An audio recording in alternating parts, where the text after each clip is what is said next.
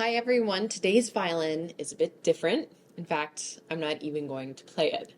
It's in rather bad shape, and really what's interesting about this instrument isn't the sound, it's the circumstance under which it was made. As it belongs to the Chime collection of instruments, I was told by the curator that this was made by a Czech soldier and prisoner of war, Josef, during World War I. So when I first started researching this violin, I obviously looked first at the label, which reads awhile, 1915, November 20, Emlekul a vilag haborobol feigel dig chus. So first of all, I had to question, this label is not in Czech, it's in Hungarian. I don't know a word of Hungarian, and I'm pretty sure I absolutely botched those words, but on seeing this text, I had immediately assumed awhile was the name of the maker, before I got the information that the maker was D. Josef. So apparently awhile means Italian battlefield in Hungarian, and that was a real surprise. So here is as much translation of the text as I could manage. Italian battlefield, 20 November 1915, memory of the Great War, feigel dig chus. And then there's the mystery of the last line, feigel dig chus. I couldn't translate it on my own, so I enlisted the help of my Hungarian studying friend and his teacher. So far as we know, this may actually be another name, but if so, then whose? Is D. Josef the maker, or is feigel dig chus? We don't know, and actually, if any of you can shed some light on this, leave a comment and let me know. And was he a prisoner in the war, or was he just? Okay. From who? From the family of? No, it's from the Belgian volunteer. Oh, okay. And was the maker, was he a prisoner or was he a soldier? A soldier. He was a soldier. Okay.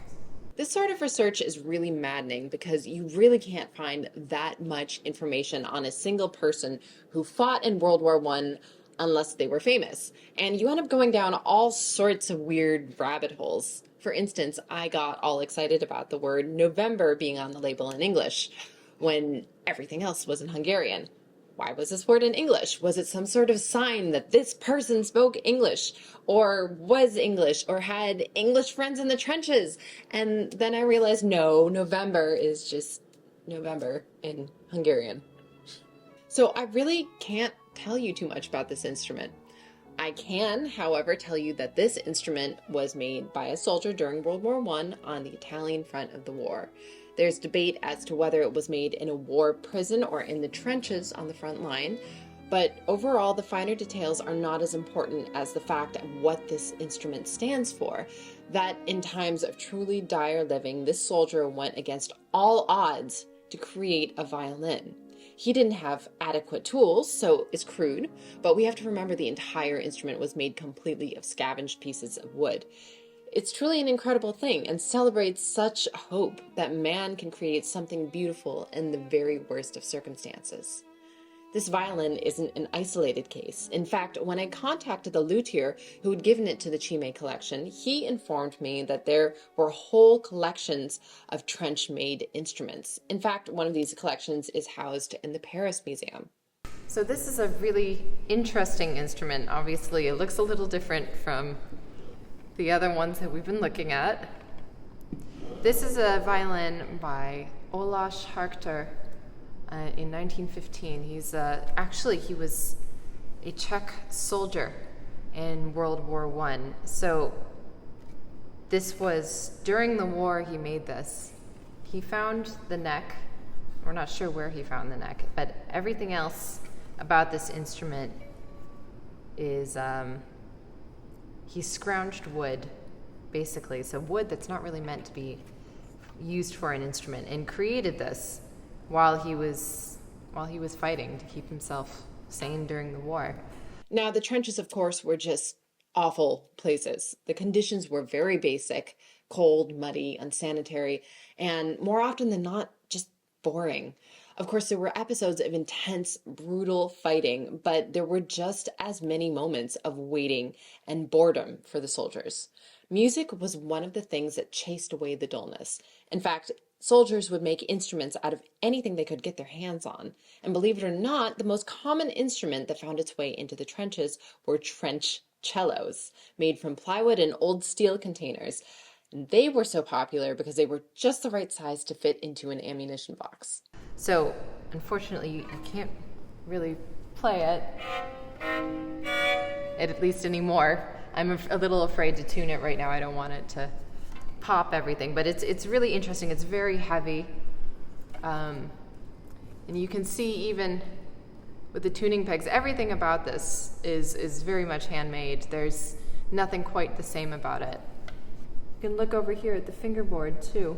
This is how he really just made this and glued it to it. This was a gift from a Belgian dealer to Chime. On the back, we have 1915 and his name. It's a very heavy but very interesting instrument. So we touched a bit on what trench instruments were and the circumstances in which they were made. But one thing on this D. Josef trench violin that caught my attention was a statement in the label, Italian battlefield. Now, I don't know about you, but when I think about World War I, I generally am thinking of the Western Front, which was the line running through France and Belgium. The trenches, the barbed wire, maybe that one season of Blackadder. But this violin was made on the Italian front, which was a very different terrain. That line takes us through the Italian Alps bordering Austria-Hungary. It was arguably a more treacherous front because the terrain is extremely intense, all the way up in the mountains. It was difficult to maintain supply lines up there, let alone hauling cannons and heavy artillery up those peaks. Just imagine that for a second. Literally dragging heavy artillery up a mountain path. Maybe you've got some animals to help, but that's hard.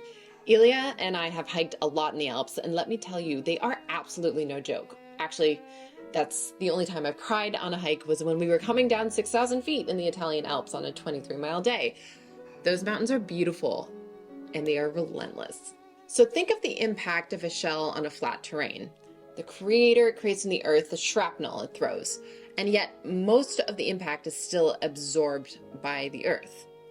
Then think of the damage caused from heavy artillery shelling into brittle mountain rock. The result is the rock shatters into splinters, so shrapnel would include all of this jettisoned mountain material. This resulted in 70% higher casualties per round than in the Western Front. So on top of that, the weather conditions were also extreme. Avalanches were a constant threat, and on December 13, 1916, now known as White Friday, an avalanche struck Austro-Hungarian barracks on Mount Marmolada, killing 270 soldiers. Additionally, on that day, several other avalanches were actually caused by the opposing troops who deliberately fired shells into weakened snowpacks in an attempt to bury the other side. Thousands died that day, and 10,000 died from avalanches that December alone.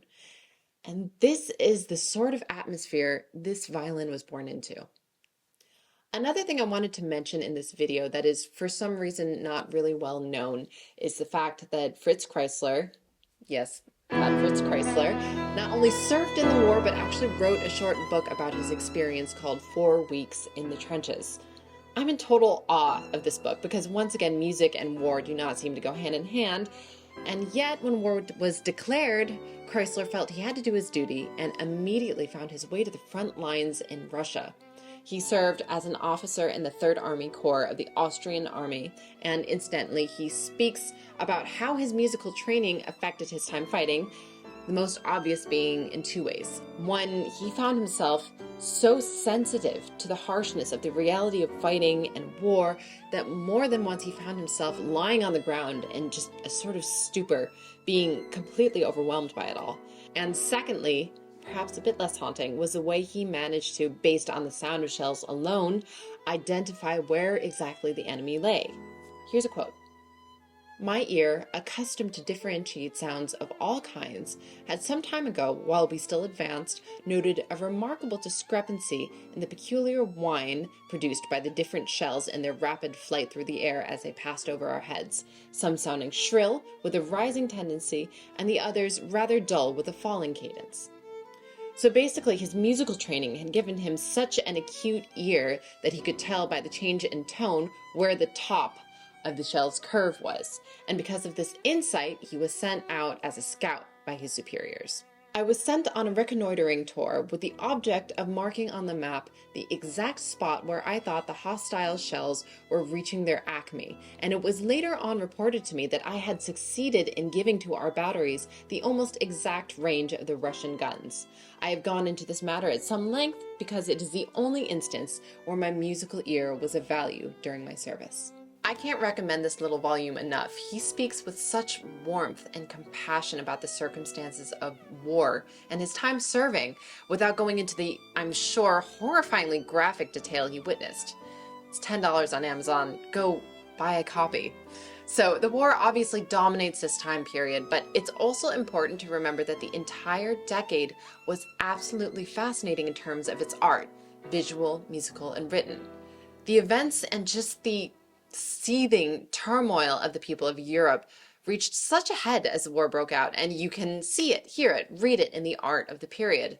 Think Beckmann's The Night, Kafka's Metamorphosis, Ravel's La Valse, which rips apart the traditional Viennese waltz into something of a grotesquerie.